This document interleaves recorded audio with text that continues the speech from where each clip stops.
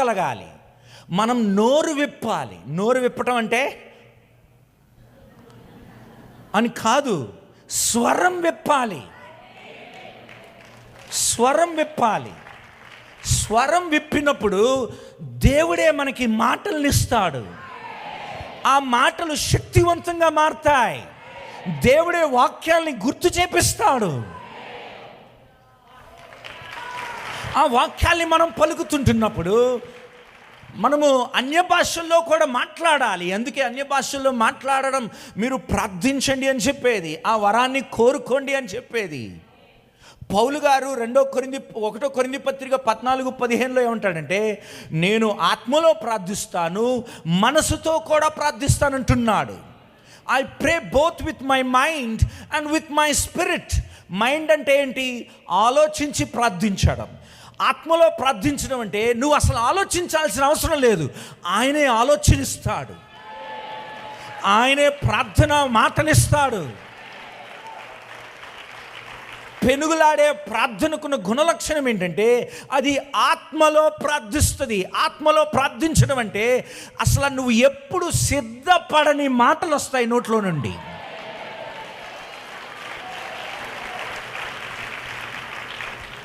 అర్థమయ్యిందా? Hello,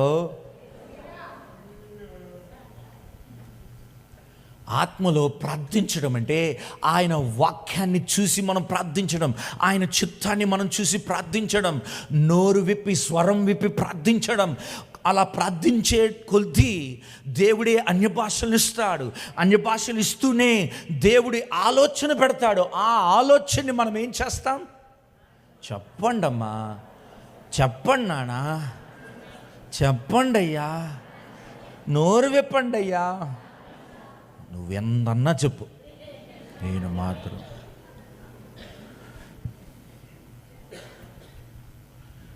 ఒక భక్తుడు ఇలాగంటాడు, prayer is not automatic, it is a practice.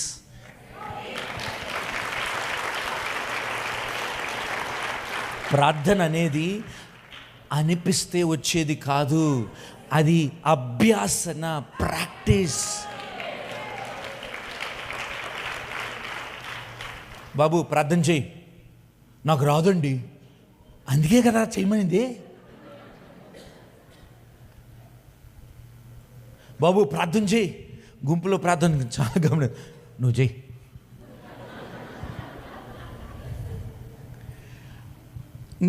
మిమ్మల్ని ఎందుకు ప్రార్థన చేయించేది గుంపులో? ప్రాక్టీస్ చేయించడానికి. ఈసారి ఇక్కడ కూర్చున్న మీ గుంపులో ఎవరైనా కానీ నాకు ప్రార్థన రాదు అని అంటే పర్వాలేదు, నిలబడు, ఏది వచ్చింది చెయ్యి అని చెప్పండి. ఇంకా కొంతమంది సాకులు చెప్తారు, నేను లెగవలేను, నిలబడలేను. సరే కూర్చొని చెయ్యి.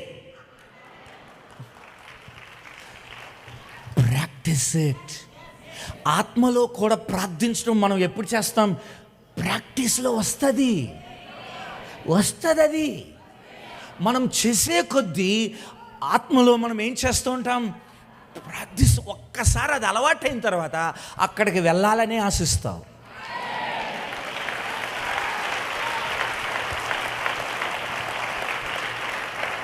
మనసుతో ప్రార్థించడం అంటే ఏంటి? ఆలోచించి ఏం చెయ్యాలా మాటలు ఎదుగుతాం. కానీ ఆత్మలో ప్రార్థించినప్పుడు మనం అసలు వెతకను కూడా, అసలు ఇలా ప్రార్థించాలి అని అనుకోమండి, అయ్యే చేస్తాం మనం.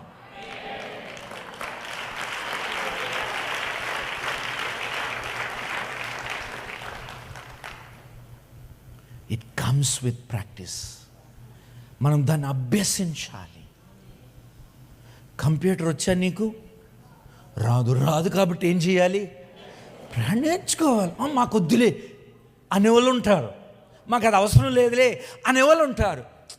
నాకు ప్రార్థన చేయడం రాదు అని పక్కన పెడితే కనుక మనం ఏమన్నట్లే, ప్రార్థన మనకి అవసరం లేదని అనుకుంటున్నాం.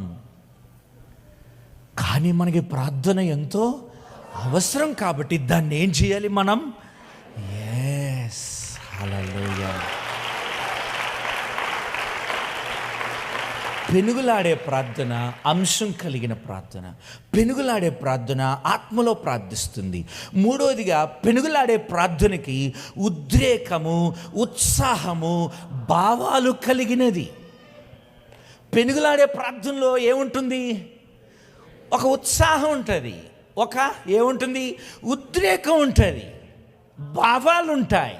హన్న ప్రార్థించినప్పుడు ఆమె మూలుగుతూ ప్రార్థిస్తుంది. అంటే ఆ ఏంటిది? భావాలు. గుడ్డి భిక్షకుడు ఏం చేశాడు? గట్టిగా అరిశాడు. ఎందుకు అరుస్తున్నాడు? అదే పెనుగులాటం అంటే. ఆయనలో ఉన్న ప్యాషన్, ఆయనలో ఉన్న ఉద్రేకమే, అయ్యా నాకు చూపు కావాలి, నన్ను కనికరించయ్యా. అదే మనమే గుడ్డు భిక్షకుడై ఉంటే మనం ఏం చేసామో తెలుసా? యేసయ్యా నాకు చూపు కావాలయ్యా, యేసునామములో అడుగుతున్నాను తండ్రి, ఆమేన్.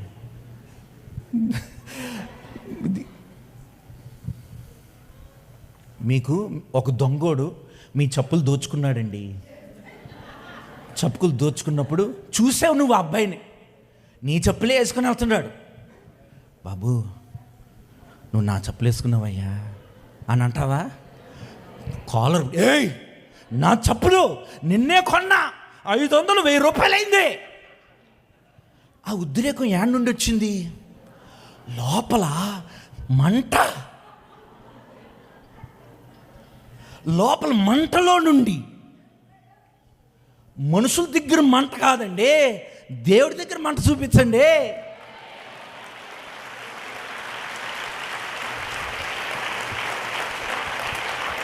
మీరెక్కడ ఎంత మౌనంగా ఉన్నారో.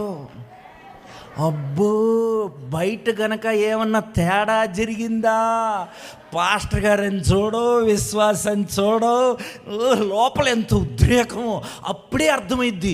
అమ్మో ఇంతటోడా, ఈడేమో పాస్టర్ గారు అని అనేవాడు.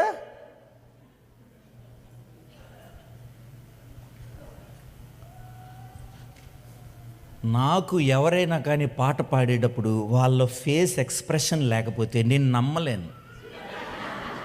వాళ్ళు మనస్ఫూర్తిగా పాడుతున్నారని నేను నమ్మలేను. దేవుని స్తుతించుడి, ఎల్లప్పుడు దేవుని స్తుతించుడి.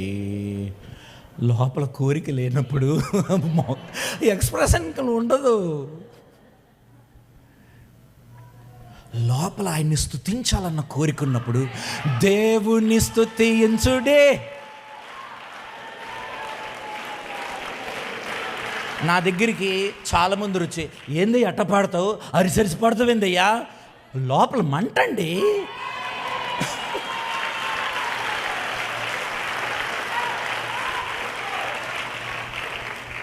ప్రార్థన దగ్గర కూడా అంతే. పెనుగులాడే ప్రార్థనలో ఏముంటుంది? ఎక్స్ప్రెషన్ ఉంటుంది, కన్నీళ్ళు ఉంటాయి, మాట బయటకు వస్తుంది, కోపం ఉంటుంది, రోషం ఉంటుంది, లోపల మంట ఉంటుంది.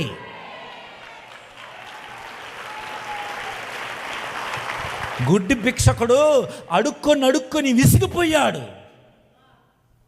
మనమే అయి ఉంటే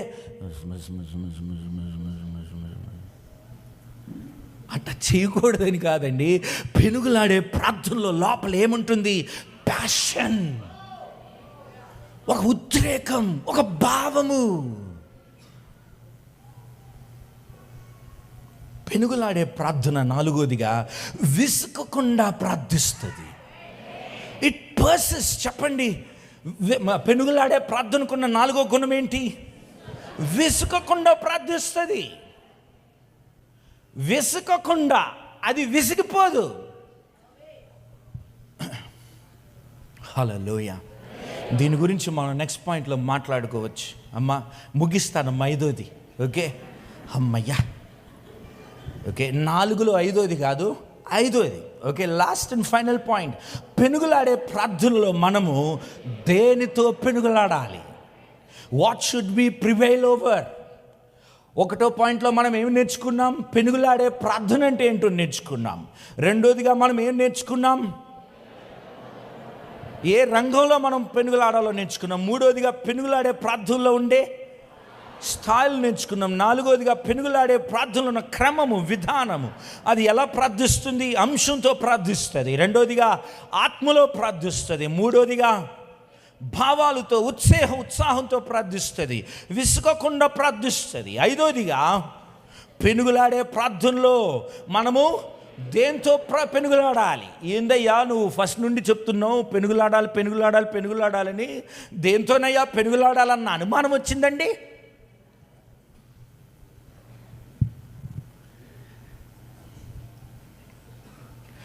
మనం దేంతో పెనుగులాడాలి? మనకి ప్రార్థనలో అనేకసార్లు వచ్చేదే ఏది అని అంటే విసుగుదల. ఎందుకు విసుగుదల అంటే, నేను ప్రార్థించేసినా కానీ నాకు జవాబు దొరకల. సో నేను ఇప్పుడు ప్రార్థిస్తే నాకు జవాబు దొరుకుద్దంటావా అంటే విసుగుదలతో పాటు ఏదొచ్చేసింది? రెండోది అనుమానం వచ్చేసింది. ఇప్పుడు పెనుగులాడే ప్రార్థనకున్న గుణం ఏంటంటే, ఆ విసుగుదలతో పెనుగులాడుతుంది, ఆ అనుమానంతో పెనుగులాడుతుంది. విసుగుదల వచ్చింది కాబట్టి ప్రార్థిస్తుంది. అమ్మో ఇట్లా కూర్చుంటారని అనుకోలేదండి.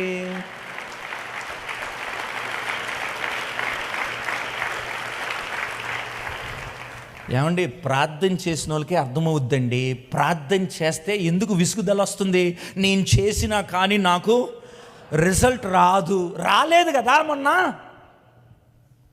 ఇప్పుడు ఎంత చేసినా రాదు అని విసుగుదల వస్తుంది. ఆ విసుగుదలతో మనం ఏం చేయాలి?